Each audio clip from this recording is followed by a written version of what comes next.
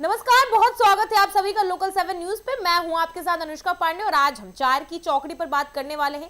4 बड़ी खबरें जो जुड़ी हैं राजनीति, प्रशासन, समाज और आपके सीधा सरोकार से। तो चलिए बिना देर के रुख करते हैं आज की 4 बड़ी खबरों की ओर। पहली खबर युवाओं और महिलाओं को सामने आए हैं, यानी हरप्रीत सिंह हिस्सेदारी बढ़ाने की बात कह रहे हैं और सियासी संदेश है। दूसरी खबर है गेहूं खरीद को लेकर जहां सरकार ने सवाल उठाए हैं। अभय चौटाला ने किसानों की समस्याओं को लेकर बड़ा हमला बोला है। तीसरी खबर कुरुक्षेत्र से है, जहां कुरुक्षेत्र यूनिवर्सिटी में सियासत घमासान देखने को मिला है, जहां जेजेपी नेताओं और यूनिवर्सिटी में प्रशासन के बीच तीखी बहस हुई है। हरियाणा के नगर निगम चुनाव को लेकर माहौल गर्माता जा रहा है, जिसमें बीजेपी ने विकास के मुद्दे पर बड़ी जीत का दावा किया है। आइए इन चारों खबरों को बात करते हैं विस्तार में। पहली खबर है जहां ज्ञानी हरप्रीत सिंह ने संगठन और समाज को लेकर बड़े बयान दिए हैं, जिसके साथ उनका कहना है कि पार्टी में युवाओं को 40% और महिलाओं को 35% तक भागीदारी देने का लक्ष्य रखा जाएगा, जिसमें उन्होंने साफ किया है कि माइनॉरिटी के साथ भेदभाव नहीं होगा और कृषि पर सरकारी कर्मचारियों और प्राथमिकताओं को की जाएगी, जिसके साथ किसी विवाद फिल्म को लेकर समर्थन से उन्हें इनकार किया जाएगा। देखिए ये खास रिपोर्ट। वाहिगुरू जी का खालसा वाहिगुरू जी की फतेह। हर सियासी पार्टी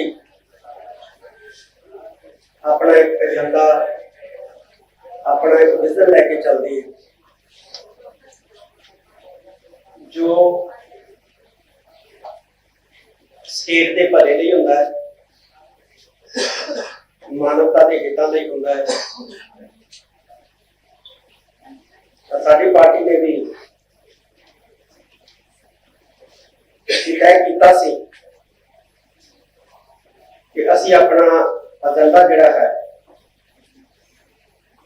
वो बनावांगे ते पंजाब के लोगों के पंथ के सामने जिहड़ा है वो हाजिर करांगे। इस मकसद लई साडी पार्टी के सीनियर लीडर सरदार इकबाल सिंह जी झुंदा जी की अगवाई दे विच एक कमेटी का गठन किया गया सी, जिस विच विद्वानों को भी शामिल किया गया सी। वालिया साहब आज साडे विच मौजूद ने, विद्वान ने बड़ी मेहनत के नाल जगह जगह जाके राय मशवरा करके ये जो विजन डॉक्यूमेंट है, जिन्होंने पंजाबी दे विच असी अपनी पार्टी का ऐलाननामा कहने ये तैयार किया है। इहदे विच हर तरह दीयां चीज़ां जिहड़ियां ने वो दर्ज कीतियां ने, जिहड़ियां पंथ नाल, जिहड़ियां पंजाबियां नाल संबंधित ने। अज ਅਸੀਂ ਤੁਹਾਡੇ ਸਾਹਮਣੇ ਇਸ ਨੂੰ ਰਿਲੀਜ਼ ਕਰਨ ਦੀ ਜਿਹੜੀ ਹੈ ਖੁਸ਼ੀ ਲੈ ਰਹੇ ਹਾਂ। ਅਸੀਂ ਚਾਹੁੰਦੇ ਹਾਂ ਸਾਰਿਆਂ ਦੀ ਰਾਏ ਹੈ ਕਿ ਪਹਿਲਾਂ ਇਹਨੂੰ ਰਿਲੀਜ਼ ਕਰ ਲਿਆ ਜਾਵੇ, ਫਿਰ ਇਹਦੇ ਤੇ ਗੱਲਬਾਤ ਜਿਹੜੀ ਹੈ ਉਹ ਆਪਾਂ ਸ਼ੁਰੂ ਕਰਾਂਗੇ। ਤੇ ਸਭ ਤੋਂ ਪਹਿਲਾਂ ਇਹਨੂੰ ਰਿਲੀਜ਼ ਕਰਦੇ ਹਾਂ। ਵਾਹਿਗੁਰੂ ਜੀ ਕਾ ਖਾਲਸਾ, ਵਾਹਿਗੁਰੂ ਜੀ ਕੀ ਫਤਿਹ।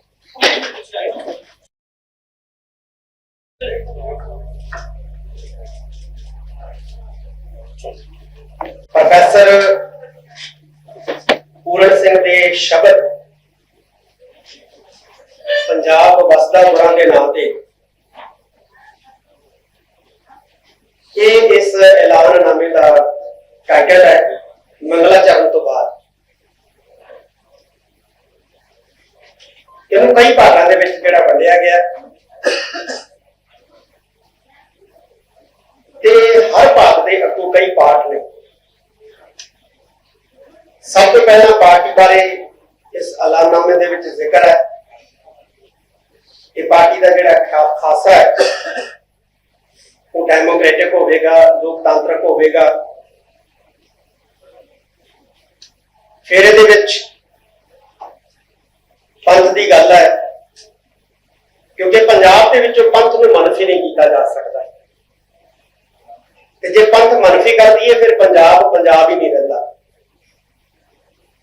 इसलिए पंथक मसले जिहड़े है वो साडी पार्टी दे लई तरजीही होणगे।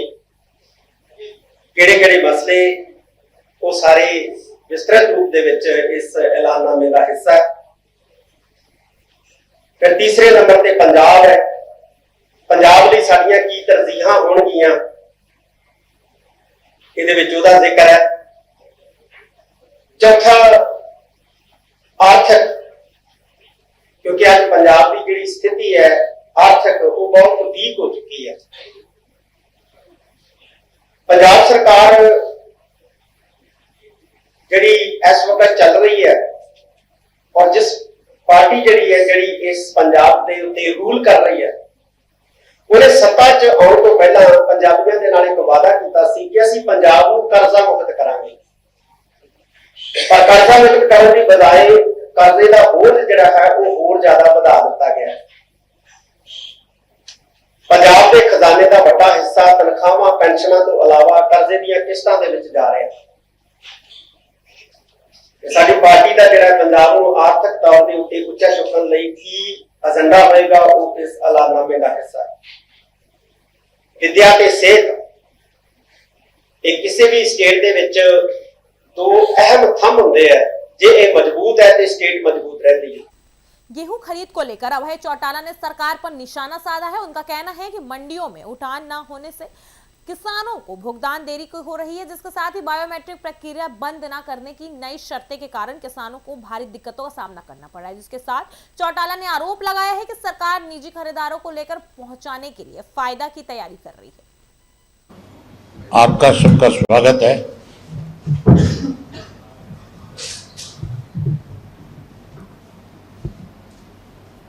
हमने पिछले दिनों गेहूं की जो खरीद का मामला था उसको लेकर के पार्टी के सभी साथियों की हमने अलग अलग मंडियों में जिम्मेवारी लगाई थी और हमने सब जगह पे किसान कष्ट निवारण केंद्र भी खोले थे।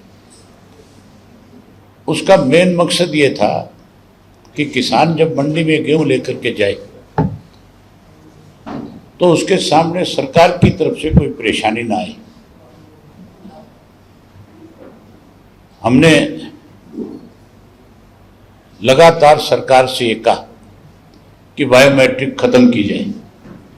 उस बायोमेट्रिक की वजह से किसानों के सामने बहुत बड़ी समस्या हुई है। जहां किसानों को बायोमेट्रिक की वजह से समस्या आई, वहीं आज मंडियों से गेहूं का उठान नहीं होने की वजह से किसान के खाते में पेमेंट नहीं आ रही। सरकार तो दावा करती थी कि 72 घंटे में हम आपको पैसा आपके खाते में डाल देंगे, लेकिन जो बायोमेट्रिक के साथ अपनी गेहूं छोड़ा है मंडी में तुलवाया है, आज भी किसान के खाते में 20-22 दिन हो गए पैसा नहीं आ रहा। वहीं ये शर्त लगा दी गई नई ओर कि जब तक उसकी गेहूं गोदाम में नहीं चली जाएगी तब तक हम इनकी पेमेंट नहीं करेंगे। इस तरह की शर्तें लगा करके सरकार लगातार किसान को परेशान कर रही है और लगातार कमजोर करने का काम कर रही है। नीयत तो इनकी ये थी कि हम अब की बार बायोमेट्रिक, गेट पास और कुछ और इस तरह की शर्तें किसान के ऊपर लागू करें जिसकी वजह से हमें एमएसपी पे गेहूं ना खरीदना पड़े। लेकिन हमने लगातार इस बात को लेकर के सरकार के ऊपर दबाव बना करके रखा और उसी वजह से इनको मजबूर होकर के मंडियां चालू रखनी पड़ी और आड़तियों के लाइसेंस भी रिन्यू करने पड़े। सरकार की सोच तो ये थी कि इनकी गेहूं सीधी अंबानी और अडानी के जो सैलो बनाए हुए हैं उनके अंदर जाए और वो फिर अपनी मर्जी से उस पर मॉइस्चर्स के नाम पे, उस पर साइज के नाम पे, उसके कलर के नाम पे किसान को कम कीमत दे करके उस गेहूं को खरीदे।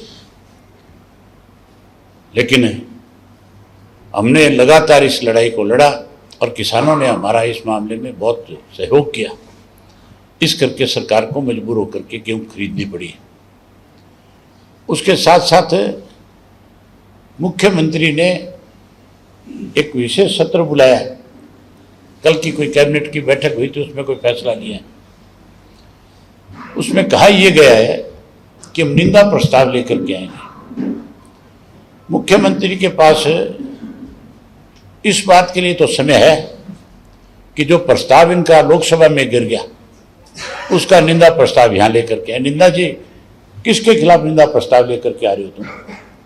अगर विशेष सत्र ही बुलाना था तो फिर इस बात को लेकर के बुलाना चाहिए था कि हमारी जो कमियां और खामियां रही, जिसकी वजह से किसान के सामने परेशानी आई, उसके लिए इनको विशेष सत्र बुला करके माफी मांगनी चाहिए थी कि आइंदा से हम इस तरह का कोई फैसला नहीं लेंगे जिससे कोई इस तरह की परेशानी आई। प्रस्ताव जब लोकसभा में गिर गया तो यहां किस चीज का निंदा प्रस्ताव है? वहां लोकसभा के अंदर 2023 में महिला आरक्षण संबंधित जो बिल लेकर के आए थे वो पास हो चुका था, लागू करना सरकार का काम था। उसको लागू करने की बजाय नई अमेंडमेंट लेकर के आए और ये कहा कि हम परिसीमन जो है वो करना चाहते हैं, सीटें बढ़ाना चाहते हैं। फिर ये अपनी मनमर्जी से सीटें बढ़ाते हैं, सीटें बढ़ा करके आगे इनकी कैसे सरकार जो सत्ता में बने रहे, इसके लिए एक राजनीतिक गेम कर रहे थे। उसमें ये कामयाब नहीं हुए। इसके लिए मैं सारे विपक्ष के लोगों को बधाई देता हूं कि विपक्ष ने बड़ी ताकत के साथ अपनी जिम्मेवारी निभाई और इस देश को एक गर्त में जाने से बचाने का काम किया। कुरुक्षेत्र यूनिवर्सिटी में उस वक्त माहौल गर्मा गया जब जेजेपी नेता वीसी ने मिलने पहुंचे। उसके साथ ही सीएसओ के साथ तीखी बहस हुई है। यूनिवर्सिटी प्रशासन द्वारा दर्ज कराई हुई एफआईआर के विरोध में नेताओं ने ज्ञापन सौंपा। मामला विश्वविद्यालय की संपत्ति से जुड़ा हुआ है और उसके साथ ही नुकसान पहुंचाने से जुड़ा हुआ बताया गया।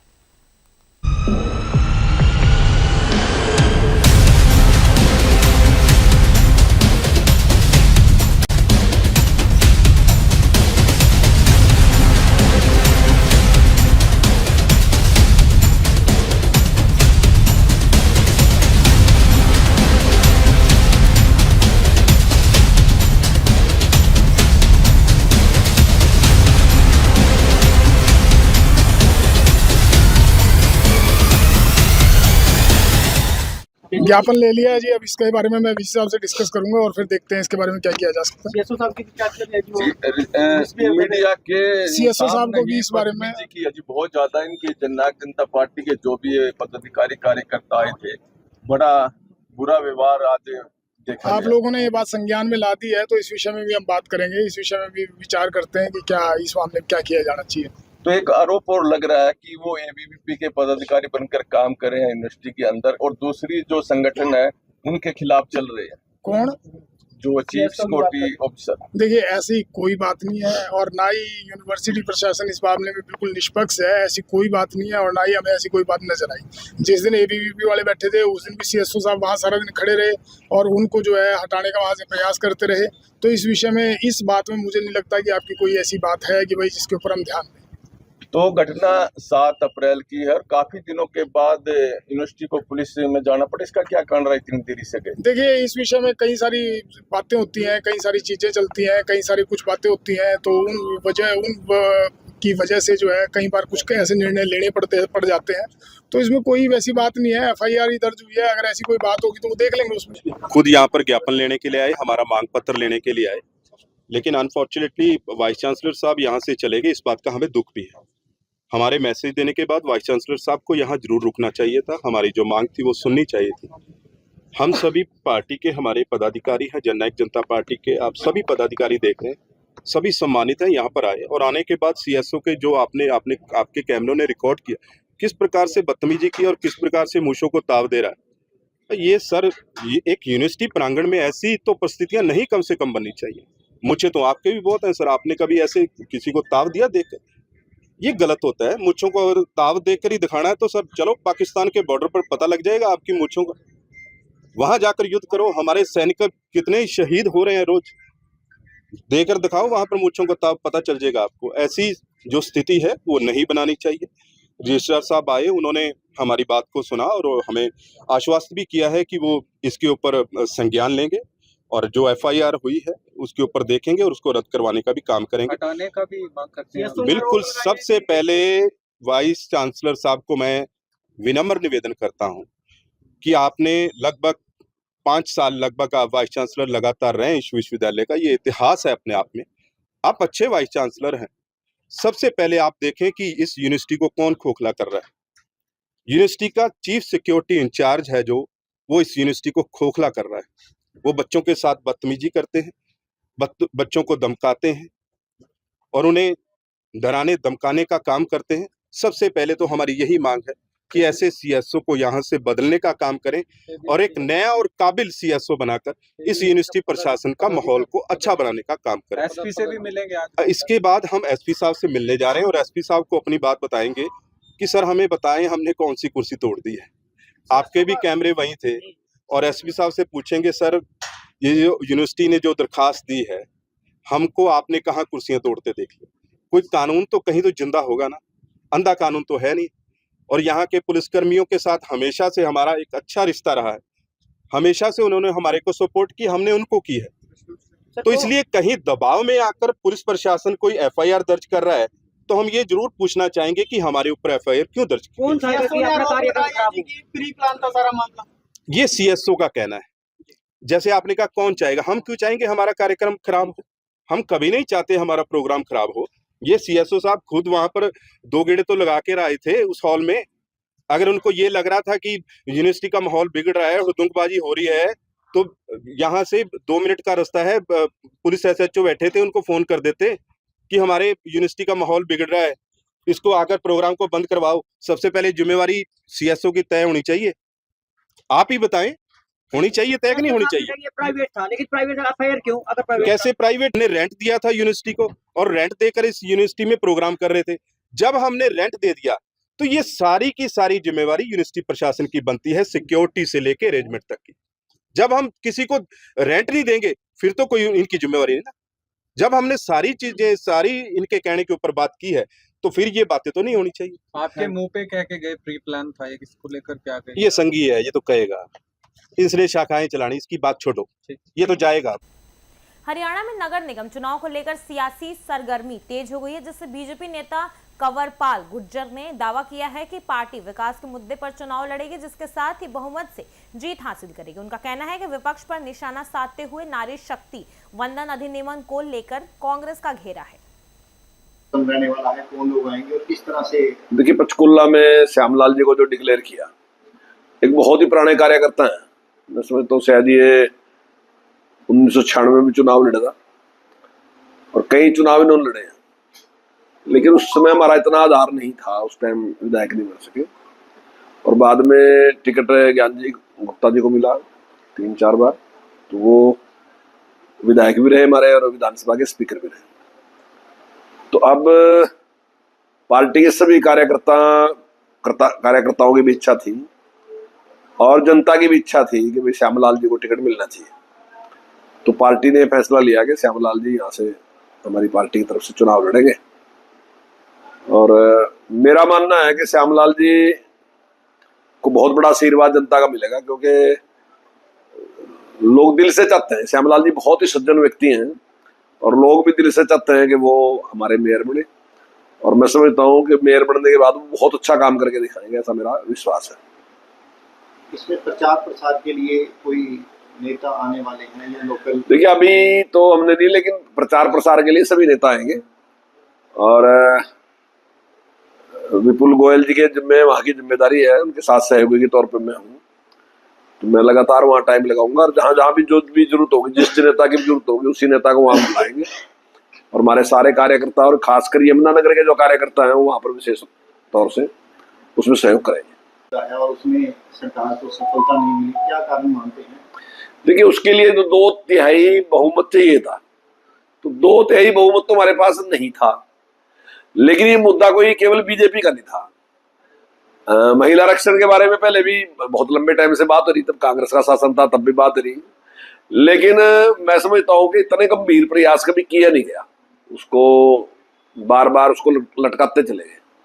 लेकिन अब नरेंद्र मोदी जी जिस प्रकार से, जिस गंभीरता के साथ उन्होंने इस मुद्दे को लिया कि महिलाओं को आरक्षण मिलना चाहिए, और उन्होंने स्पष्ट कहा कि महिलाओं को आरक्षण जो है वो कोई कृपा नहीं है उनके ऊपर, बल्कि उनका अधिकार है। और अब एक देश को अगर शक्तिशाली बनाना है ना, तो उसमें सब लोगों की सहभागिता चाहिए। अगर आप 50% लोगों को कह दोगे आपकी सहभागिता कम रहेगी, 50 को कह दो ज्यादा रहेगी, तो मैं समझता हूँ कि 100 का 100% ताकत लगाने की जरूरत है। इसलिए नरेंद्र मोदी जी हर चीज में उनका प्रयास रहता है, चाहे फिट इंडिया की बात है, चाहे दूसरी कोई बात है, मतलब हर दृष्टि से भारत जो है ना वो ताकतवर होना चाहिए। चाहे वो 100 के 100% लोग काम भी करने चाहिए, 100 के 100% लोग फिट भी होने चाहिए, 100 के 100% लोग सुरक्षित भी होने चाहिए। यानी कि हर दृष्टि से उनका विजन है कि जब 100 के 100 लोग करेंगे काम ना जी, तब देश नंबर 1 बनेगा। तो उसमें महिलाओं की सहभागिता खूब अच्छी तरीके से बढ़े। और हमारा मानना यह है कि वो घर को बहुत अच्छे तरीके से चला सकती है। तो घर में सरकार में मुझे नहीं लगता कुछ फर्क है, वो छोटी सरकार है वो बड़ी सरकार है, क्या था जो महिला घर को इतने अच्छे तरीके से टैकल कर सकती है।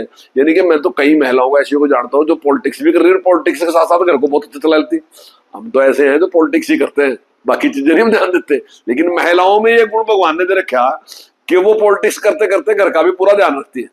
तो निश्चित तौर से वो अच्छे परिणाम दे सकते हैं। कांग्रेस है उनके बारे में देखिए, जैन साहब भी एक सीनियर कार्यकर्ता है बहुत, और उस समय वो चुनाव नहीं लड़ सके। उनकी धर्मपत्नी जो है उसने चुनाव भी लड़ा और वो कई बार विधायक भी रही, मंत्री भी रही, तो बहुत सफल है। और उनके सहयोग में निश्चित तौर से जैन साहब ने बहुत काम किया और एक बहुत ही प्रतिष्ठित व्यक्ति है जैन साहब। और पिछला चुनाव भी लड़ा था उन्होंने, पिछला चुनाव भी मेयर का चुनाव उन्होंने जीता है और इस बार भी निश्चित तौर से वो बड़ी जीत हासिल करेंगे। जो हमारे यहाँ से अम्बाड़ा से जो टिकट दिया गया है, तो अब कार्यकर्ता के तौर पे कितने सीनियर हैं तो नहीं मुझे पता, लेकिन बहुत अच्छी कैंडिडेट है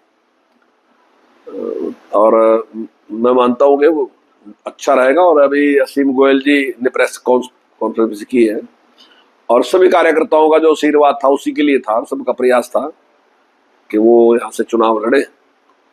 और निश्चित तौर से हमने पिछला चुनाव भी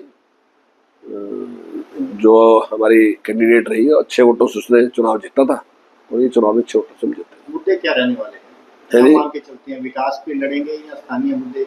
नहीं, देखिए, हमने देश में विकास तो मुद्दा ही मारा है, हमारे से पहले तो मुद्दा था ही नहीं। आप अगर हमारी सरकार से पहले देखो, खासकर मोदी जी के से पहले अगर आप देखो तो देश में विकास मुद्दा था और कुछ मुद्दे थे, चाहे महंगाई था, कुछ भी था, कोई भी विषय अगर था उस पर मुद्दा कोई भी होता, लेकिन डेवलपमेंट का भी मुद्दा यहाँ रहा नहीं है। डेवलपमेंट को मुद्दा अगर बनाया तो वो नरेंद्र मोदी जी ने बनाया, भारतीय जनता पार्टी ने बनाया।